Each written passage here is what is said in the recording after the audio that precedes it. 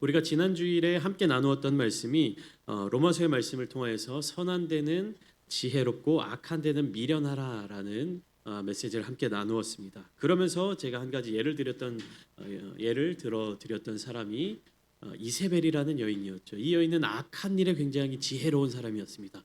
악한 일에 굉장히 머리가 비상하게 돌아가는 사람이었습니다. 어떻게 해서든 자기가 목표한 그 악한 일을 해내는 사람이었다라고 말씀드리면서 그 남편보다도 더 악한 여인이었다라고 설명을 드렸습니다. 그렇다면 과연 그 남편인 아합이 악한 일에 있어서 어설프거나 부족함이 있었던 왕이었느냐라는 질문을 다시 한번 드려보면 그것은 아니었다.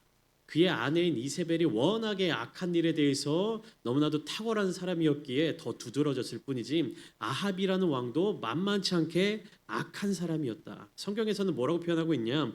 이스라엘 역사상 가장 악한 왕으로 여겨질 만한 사람이었다라고 성경이 이야기하고 있습니다.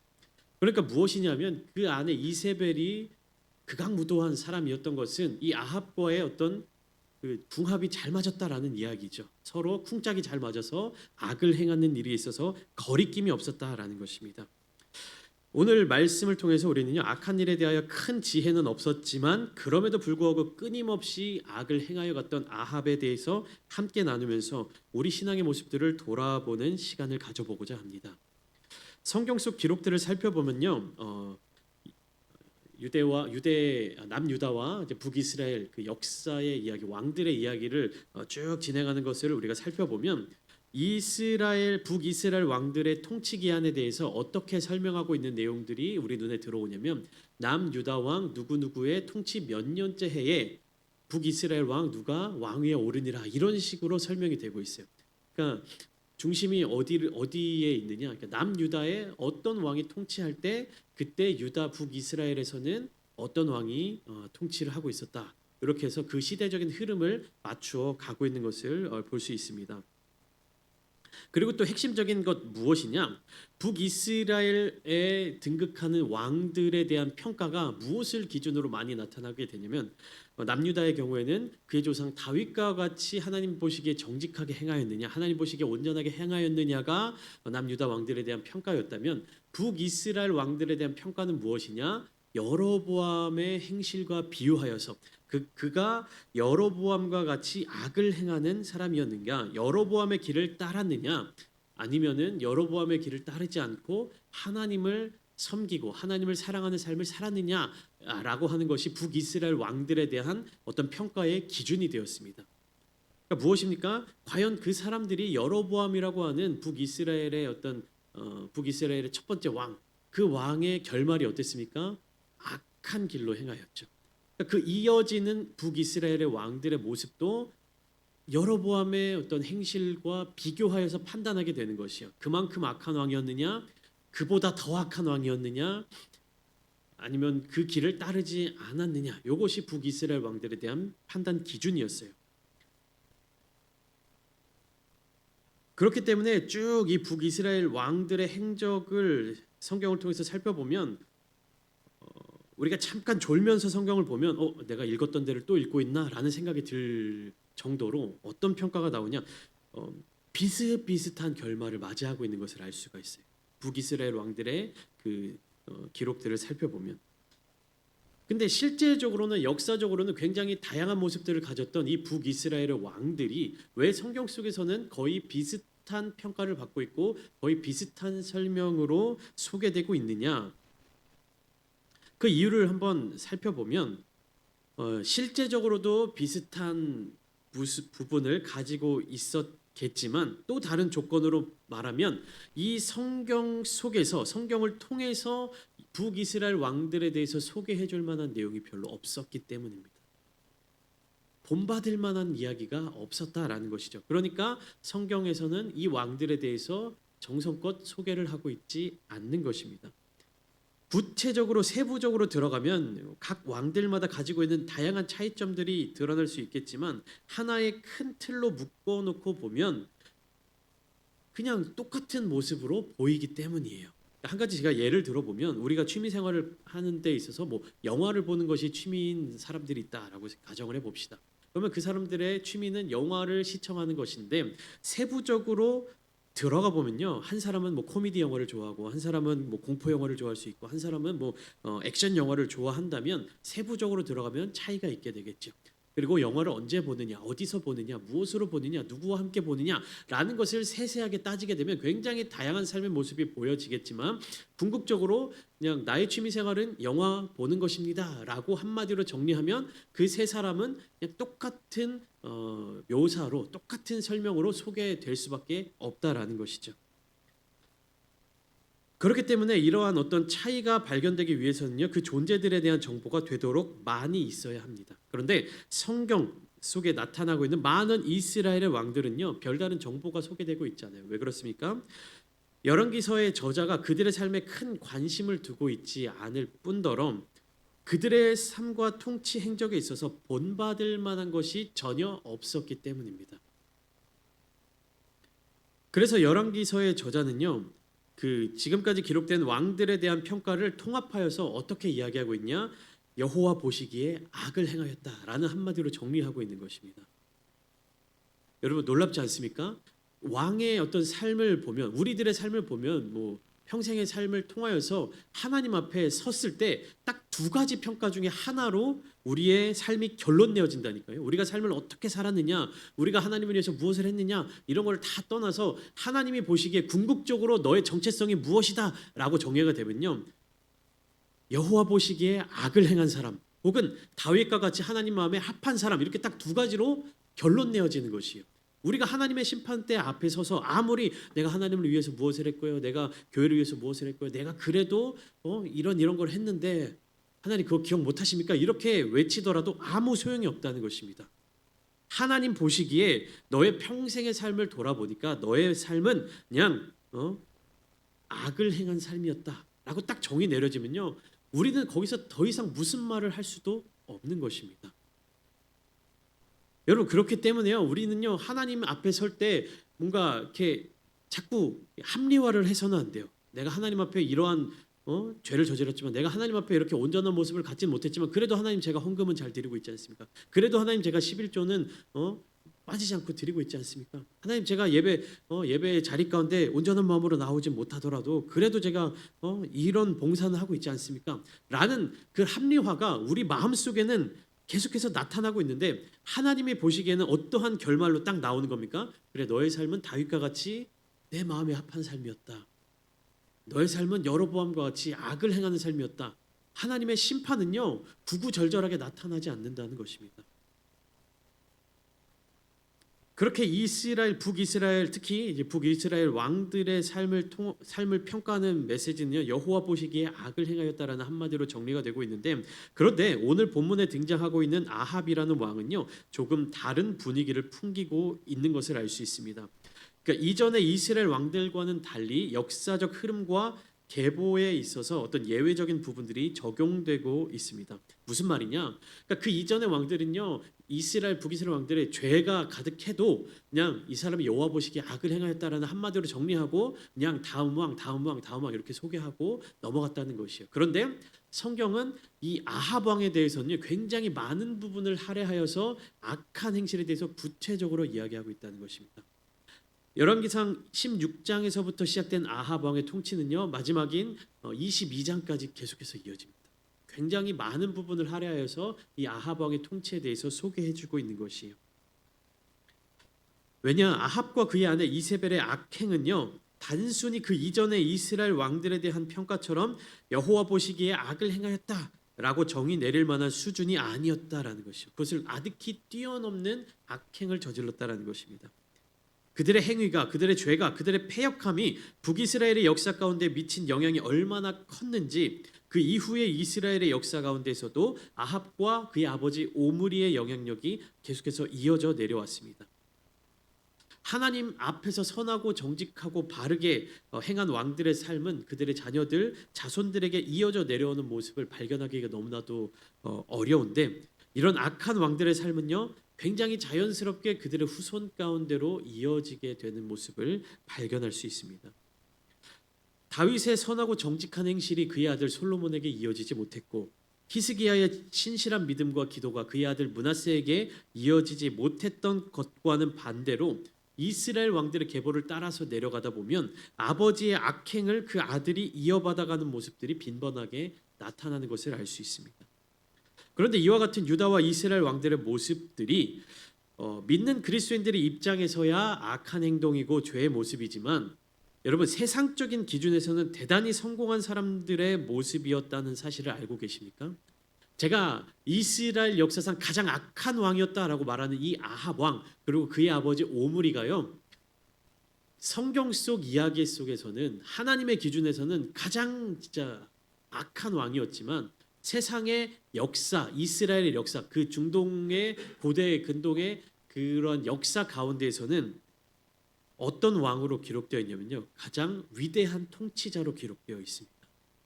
그러니까 오므리 왕조로 구분되는 오므리와 아합의 시대 때는 무엇이냐? 북이스라엘의 전체 역사 가운데 가장 전성기였고 가장 넓은 땅을 차지하였고 강력한 힘과 군사력을 가지고 있었을 때였습니다. 이스라엘 역사 속에서 이 두 왕은요 마치 우리나라 역사 고구려의 광개토 대왕과 장수왕의 관계와 견줄 만큼 굉장한 전성기를 누렸던 왕들이었습니다. 그러니까 무엇입니까? 고구려 백제신라 이렇게 나뉘어 있을 때 광개토 대왕과 그 아들 장수왕으로 이어지는 그 역사 속에서 고구려의 어떤 패권에 눌려가지고 백제와 신라가 잘 이렇게 힘을 못 썼듯이 북이스라엘과 남유다 그리고 그 주변의 아람과 같은 나라들이 있었음에도 불구하고 이 오므리와 아합의 그 힘이 워낙 강대했기 때문에 남유다도 힘을 펼 수 없었고 이방 나라인 아람 왕도 뭐 함부로 이렇게 움직일 수 없었던 그런 시기였다라는 사실은 이 역사적으로 기록되어 있는 내용입니다. 그런데 성경은요 오므리와 아합에 대해서 어떻게 이야기하고 있냐면 그 아비 오므리에 대해서는 열왕기상 16장 25절을 통해서 이렇게 이야기합니다. 오므리가 여호와 보시기에 악을 행하되 그 전에 모든 사람보다 더욱 악하게 행하였다라고 설명하고 있으며 그 아들 아합에 대해서는 오늘 본문을 통해서만 3번에 걸쳐서 그의 악행에 대해서 강조하고 있습니다. 먼저 30절과 31절의 말씀을 한번 함께 읽어보면 좋겠습니다. 30절과 31절의 말씀입니다. 시작. 오므리의 아들 아합이 그의 이전의 모든 사람보다 여호와 보시기에 악을 더욱 행하여 느밧의 아들 여로보암의 죄를 따라 행하는 것을 오히려 가볍게 여기며 시돈 사람의 왕 엣바알의 딸 이세벨을 아내로 삼고 가서 바알을 섬겨 예배하고. 오므리의 악행에 대해 설명할 때 그 전에 모든 사람보다 더욱 악하게 행하였다라고 이야기를 하고 있는데 그로부터 5절 뒤에 말씀을 통해서는 아합의 악행을 동일하게 설명하고 있는 것입니다. 그러니까 역사적으로 가장 악한 왕의 명단을 갱신해 버린 것이죠. 그러니까 오므리와 아합의 행위는요 그 이전의 왕들에게서는 전례를 찾아볼 수 없을 만큼 악한 일을 많이 저질렀다라는 것입니다. 계속해서 발전에 발전을 거듭하여 죄를 행하고 있는 모습인 것입니다. 30절에 그의 이전의 모든 사람보다 여호와 보시기에 악을 더욱 행하였다. 31절에 여로보암의 죄를 따라 행하는 것을 가볍게 여길 정도였다. 그리고 함께 읽지는 않았지만 본문 33절의 말씀에는 그가 그 이전에 이스라엘의 모든 왕보다 심히 하나님을 노하시게 하였다라고 한 번 더 강조하고 있습니다. 그러니까 단 6절의 오늘 짧은 본문 가운데에서 무려 절반이나 되는 3절이나 아합의 죄가 이전보다 더욱 심했다라고 이야기하고 있는 것입니다. 여러분 이렇게 설교하는 설교자가 목사인 제가 저 왕들은 죄를 행한 왕들이고 우상을 숭배하였기 때문에 하나님 보시기에 악한 자들입니다라고 이야기를 하고 있으니까 말씀을 듣는 여러분들의 입장에서 악한 왕들이구나, 죄를 지은 사람들이구나라고 생각하시고 그렇게 받아들이시면서 또 뭐 대단한 것이 있다고 악을 행하고 우상을 숭배했나라고 그런 생각이 드실지도 모르겠습니다. 그러나 이 이스라엘의 왕들의 모습을 오늘날 우리의 모습에 좀 더 사실감 있게 적용해 본다면 우리 또한 평생의 삶을 살아가는 과정 속에서 날마다 하나님을 따르는 길과 우상을 숭배하며 악을 행하는 길 사이에서 치열한 싸움을 해 나가야 한다는 사실을 깨달을 수 있는 것입니다. 그러니까 성경 속 이야기이기 때문에 그 먼 옛날 이스라엘의 왕들의 이야기이기 때문에 그 사람들이 그 시대 가운데 그런 죄를 저질렀구나, 오늘날 우리들의 삶의 자리 가운데 상관없는 이야기구나 라고 생각하실 수 있지만 아닙니다. 적용할 수 있습니다. 그 원리가 그때나 지금이나 똑같습니다. 무엇이냐? 하나님의 길을 따라갈 것이냐, 하나님의 길을 따르지 않을 것이냐. 하나님이 아닌 다른 모든 길은 우상 숭배의 길이며 죄악된 길임을 깨달아야 하는 것입니다. 아합이 걸어가는 그 길이 죄악의 길이 아니라 하나님을 따라가지 않는 모든 길이 다 죄의 길인 줄을 깨달으셔야만 합니다. 우리가 아합의 모습과 같지 않다고 해서 우리가 아합과 같이 그 정도는 아니다라는 마음을 가지고 안심해서는 안 된다라는 것이죠. 참 성실하게 신앙생활했던 제 군대 동기 중에 한 친구 이야기를 소개해드리고자 합니다. 저는 ROTC 출신으로 대학교를 졸업하고 임관하여 군대에 가게 되었습니다.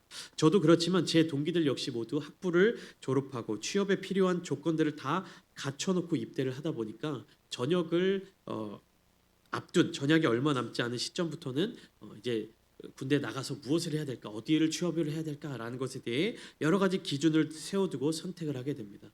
제가 소개드릴 이 동기는요, 이 친구는 굉장히 성실한 친구였고 또한 능력도 있었기 때문에 여러 기업들 혹은 연구소 그런 기관들의 합격 통보를 이미 받아놓은 상태였습니다. 그러니까 군대를 전역하기 전부터 이미 자기가 원하는 직장을 골라서 갈 수 있는 그러한 친구였습니다. 그중에 이 친구의 마음을 끄는 한 연구소가 있었습니다. 국가에서 지원하는 연구비도 넉넉한 곳이었고 또 그곳에서 경력을 쌓으면 이후에 더 큰 성공을 보장받을 수 있는 곳이었습니다. 그런데 한 가지 마음에 걸리는 부분이 있었대요. 뭐냐? 입사 후에 1년 동안 매주 일요일마다 학회에 참석해야 한다는 조건이었습니다. 이곳에 취업하게 되면 당연히 주일 예배에 참여하지 못한다는 사실을 알고 있었습니다. 하지만 일단 학회의 회원이 되고 멤버십을 형성하게 된다면 이후의 성공은 보장되어 있는 것이나 마찬가지였습니다.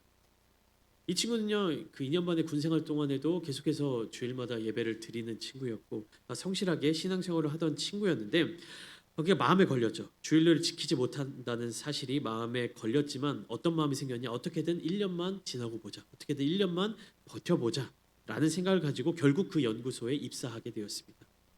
1년 후에 이 친구의 신앙생활은 어떻게 변했을까요? 다시 교회로 돌아왔을까요? 아니죠. 떠났던 1년간 이 친구는 계속해서 주일마다 생겨나는 여러 가지 일들을 거절하지 못하고 다시 교회로 돌아오지 못했습니다. 1년만 있다가 돌아오자. 1년 동안만 학회에 참석하면 돼. 1년 동안만 참으면 그 이후에 다시 성실하게 예배드리면 돼 라는 마음을 갖고 있었겠지만 그 1년이 지나고 난 이후에도 여러 가지 수많은 이유와 핑계들이 이 친구로 하여금 교회로 나오지 못하도록 만들었던 것입니다. 여러분, 업무의 특성상 어쩔 수 없이 주일에도 출근해야 하는 직종들이 다양하게 있습니다. 군인들도 그렇고요, 경찰들이나 소방공무원 등의 일을 하시는 분들이나 24시간 365일 누군가가 책임을 지고 함께 지켜야 하는 그런 어떤 근무지가 있습니다. 그러니까 교대 근무를 하는 곳이나 24시간 365일 자리를 비울 수 없는 곳들, 그런 곳에서 일하시는 분들, 이런 분들을 비난하거나 비판하고자 이러한 말씀을 드리는 것이 아닙니다. 그러나 조금 전 말씀드린 경우와 같이 나에게 돌아올 어떠한 이익과 내가 누릴 어떤 편의와 목적을 위해서 주의를 가볍게 여기거나 혹은 이제 하나님 앞에 예배를 드리는 그러한 태도를 가볍게 여기게 된다면 이것은 이스라엘의 왕들이 자신들이 얻을 작은 유익과 또 왕권 유지를 위해서 산당을 허용하고 이방 신들과 이방의 문화들을 받아들인 일들과 크게 다를 것이 없는 모습들입니다. 여러분, 우리가 생각할 때 내가 직장 생활을 하는 일에 있어서 주일 어쩔 수 없이 빠지는 건 그거 어쩔 수 없잖아라고 생각하는 그 마음이 이스라엘 왕들의 마음이었다라는 거예요. 이들은 산당을 폐하지 않는 것이 대수롭지 않은 일이라고 생각하고 있었습니다. 그리고 이방의 문화를 가지고 오는 것이 어쩔 수 없는 일이다라고 생각했던 자들입니다. 왜 그렇습니까? 이스라엘 사람들이 아브라함의 자손들, 이스라엘 백성들이 머문 가나안 땅은요, 농업을 해야만 살아남을 수 있는 혹은 여러 가지 다양한 일들을 할 수 있는 곳이 아니라 정말 제한적인 일들만 할 수 있는 장소였습니다. 근데 농업의 기술을 갖지 못한 이스라엘 자손들이 그곳에 정착을 하고 농사를 배우고 농업의 일을 하기 위해서 무엇이 필요했느냐? 그곳에 이미 터전을 잡고 자리를 잡고 살아가고 있었던 원주민들의 도움을 받아야만 했습니다. 그러다면 어떻습니까? 그들과 문화를 교류하게 되고 그들을 모두 다 죽이고 진멸하라는 하나님의 명령에 순종하지 못하고 그들과 타협하게 되고 그런 농업의 어떤 문화 가운데 자연스럽게 종교적인 우상의 문화가 들어오게 되고 농사를 짓다 보면 바알 신에 대한 어떤 그 예배는 형식적인 거야라는 인식을 하게 된다니까요. 우리가 뭐 어디 개업하는 장소에 가면 오늘날에도 그런 곳이 많은지는 제가 모르겠습니다. 제가 그런 곳을 가보진 않았지만 개업떡을 하면서 어떻게 합니까? 고사를 지내는 그런 문화가 많이 남아 있지 않습니까? 돼지 머리 이렇게 해놓고 그것을 믿지는 않지만 뭐 돼지 머리를 뭐 갖다 놓고 거기에 무슨 대단한 능력이 있다는 것을 믿지는 않지만 뭔가 새로운 일을 시작하거나 개업을 하거나 뭐 새로운 프로젝트를 시작할 때 의뢰하는 의식이야. 그냥 뭐 이게 대단한 게 아니라 그냥 그런 문화야라고 하면서 거기에 참여하는 사람들이 많이 있지 않습니까? 그러니까 이스라엘의 왕들이 생각했던 거는 딱 그 정도 수준이었어요. 이것이 우상 숭배다. 하나님을 대적하는 일이다. 하나님의 말씀에 불순종하는 일이다. 이렇게 생각한 것이 아니라 그냥 이러한 문화 속에서 살아가기 위해서는 이런 걸 선택할 수밖에 없어라는 것이 당시 이스라엘 왕들의 마음이었던 것이에요, 여러분. 오늘날의 우리들의 삶의 자리 가운데로 돌아와서 생각해 볼 때 여러분들 마음 가운데 어쩔 수 없는 일이야라고 생각하는 것들이 남아 있지는 않은지, 주의를 섬기는 일에 있어서 새벽에 주님 앞에 기도하러 나오는 일을 막는 방해하는 것들에 있어서 주중에 정말로 하나님 앞에 온전한 마음으로 예배드리는 것을 방해하는 것들에 있어서 내 마음을 설득하는 내 마음의 핑계로 삼을 수 있을 만한 어떤 이유들이 여러분들의 머리 가운데 떠오르고 계시진 않습니까? 어쩔 수 없는 일이지 하나님도 이해해 주실 거야. 그러나 여러분, 하나님의 평가는요 한마디로 정리되는 것이 다윗과 같이 온전하고 하나님의 마음에 합한 사람이었느냐, 북이스라엘 왕들과 같이 악을 행하는 자들이었느냐. 여러분, 하나님 앞에서 우리가 어떤 합리화를 따질 수 있는 것이 아닙니다. 심판의 자리 앞에서는요 우리는 더 이상 변명의 여지를 가질 수가 없는 것이. 그러기 위해서는요 우리가 하나님 앞에 온전하게 서 있어야 하는 것입니다. 여러분, 상황과 환경에 휘둘리지 마십시오. 상황과 환경을 변명하지 마십시오. 하나님은요 그런 모든 것들을 다 이해해 주시고 다 품어 주시고 그렇게 해 주시는 분이 아니세요. 하나님은요 우리를 구원해 주시기 위해서, 우리를 하나님의 백성 삼아 주시기 위해서 자기 아들을 죽음으로까지 내모신 분이시라니까요. 하나님은요 우리를 구원해 주시기 위해서 모든 상황과 환경을 초월하여 역사해 주셨다니까요. 하나님께서 만약에 우리가 죄로 말미암아 죽을 수밖에 없는 운명인데, 야 미안하다, 내가 어떻게 그래도 너 위해서 죽기까지 하겠냐, 그냥 나 채찍에 맞고 그 정도까지는 하겠는데 내가 십자가는 못 달리겠다. 야 너도 생각해봐라. 네가 어떻게 그렇게 죽어줄 수 있겠냐? 라고 하나님은 말씀하시지 않으셨다니까요. 하나님은요 모든 상식과 상황과 이해와 환경과 공평함을 넘어서서 모든 것을 희생하셔서 우리를 구원해 주셨다는 것입니다. 여러분, 그 구원의 은혜를 기억해야만 합니다. 우리가 우리의 인생을 살아가면서 우리의 삶을 살아가면서 온전히 하나님을 사랑하는 모습을 갖추어야만 합니다. 오므리와 아합의 시대가 북이스라엘의 최전성기라고 말씀을 드렸습니다. 그런데 재미있는 사실은 이렇게 강력하게 시대를 호령했던 오므리 왕조의 혈통도 이후에 3대째에서 끊어진 뒤에 완전히 진멸하여서 사라진 반면에 별다른 능력도 없어 보이고 이스라엘 민족 중에 단 2지파만 남아서 그 명맥을 이어갔던 남유다의 자손들은, 다윗의 자손들은요 바벨론에 의해서 멸망당하기 전까지 20명의 왕 모두가 다 한 혈통으로 이어져 내려왔다라는 사실을 우리가 기억할 수 있습니다. 어떻게 이러한 일들이 가능했을까요? 이스라엘 민족들이 아직 나라를 이루기 전 하나님께서 하신 말씀을 통해 그 이유를 찾아보겠습니다. 신명기 5장 9절에서 10절 말씀인데요. 출애굽기 20장 4절부터 6절 말씀과 동일합니다. 제가 읽어드리겠습니다. 그것들에게 절하지 말며 그것들을 섬기지 말라. 나 네 하나님 여호와는 질투하는 하나님인즉 나를 미워하는 자의 죄를 갚되 아버지로부터 아들에게로 3, 4대까지 이르게 하거니와 나를 사랑하고 내 계명을 지키는 자에게는 1000대까지 은혜를 베푸느니라. 하나님께서 약속하신 말씀입니다. 하나님을 미워하는 자의 죄는 아버지로부터 아들에게 3, 4대까지 이르게 할 것이고 하나님을 사랑하는 자는 1000대까지 은혜를 베푸시겠다고 약속하셨습니다. 출애굽한 이스라엘 백성들에게 십계명을 주시면서 약속하신 이 말씀을 기억하며 열왕기서를 바라보면 정말로 하나님께서 신실하게 역사하신다라는 사실을 알 수가 있는 것입니다. 그런데 이러한 심판의 모습이 나타나는 이유는 하나님께서 진멸하시고 그렇게 심판하는 것을 즐기시기 때문이 아닙니다. 오히려 하나님께서는 이스라엘 민족들이 악을 행할 때마다 선지자들을 보내주셔서 그 악으로부터 돌이켜라, 너희의 그 잘못된 행실로부터 돌이켜라라고 외치셨습니다.